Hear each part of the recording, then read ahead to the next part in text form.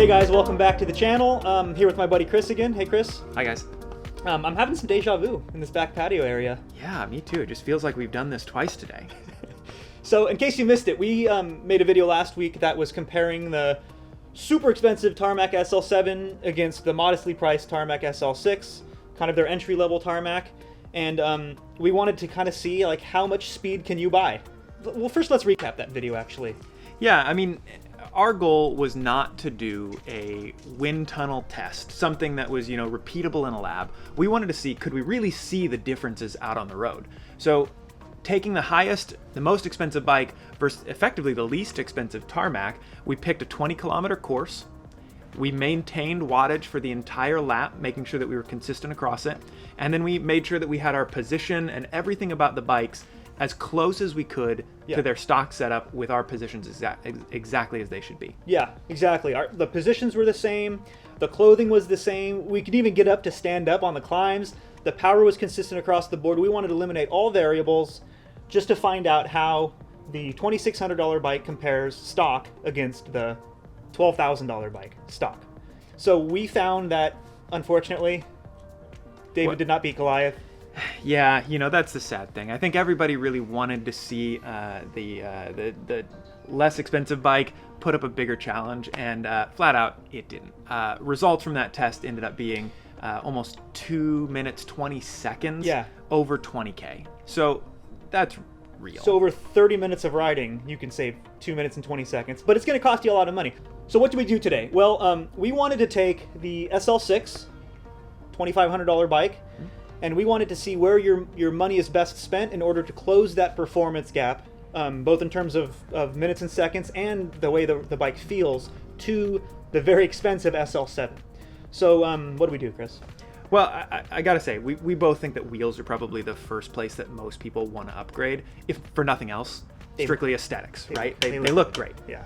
And I think you see it a lot, right? People that are racing, they'll buy a less expensive frame and they'll throw on a set of deep carbon wheels. You see it all the time. It's common.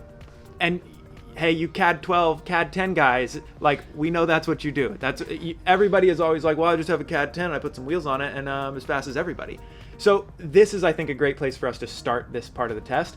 And we swapped the wheels from the SL7 right onto this thing. Literally the same wheels. Literally the same wheels and the same tires. So let's talk about the wheel first. Yeah, the wheel is the Revol Rapide, which is a 50 mil front, 60 mil rear wheel.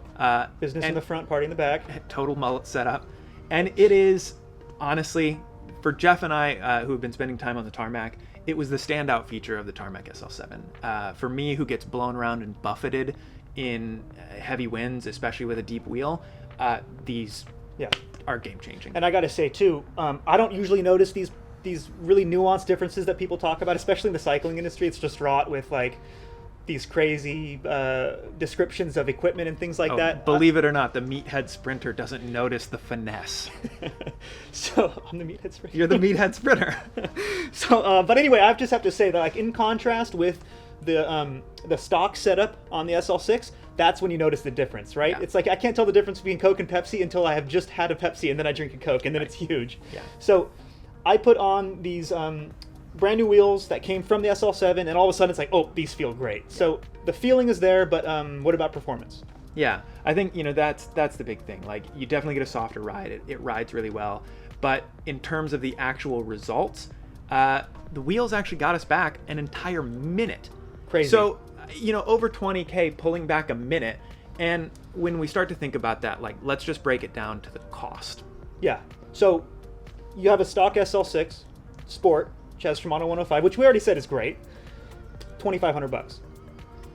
$2,500 for the wheels, which I know you're thinking, whoa, right? Same just price. as much for the wheels as the bike, but the overall package is $5,000.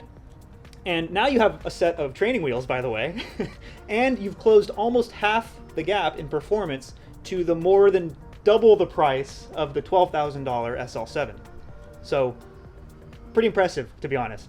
Yeah, and I think, like, hey, if you're going out and you're racing, your local stuff, like, that's a huge step. I mean, it really does show and highlight how much performance can come from one thing. But I also think praise should be given back to the Tarmac SL7.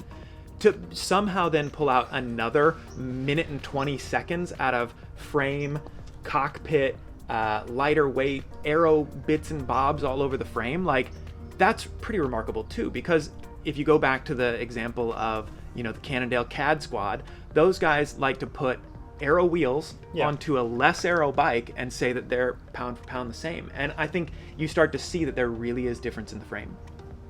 Yeah, there's quite a bit. I posed this question on Instagram, like where's the cost savings, like how much, and where's the time savings in terms of cost. And a lot of, I think the most common response was the wheels are going to count for almost all of it.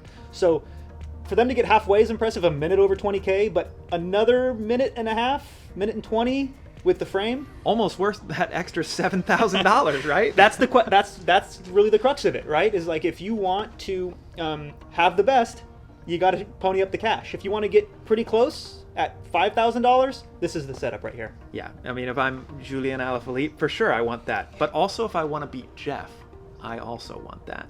Snelling, I'm not going to forget. All right, got anything else? I think that's all of it. All right, guys. Chris, as always, thanks for having me on, and we'll see you at the next one.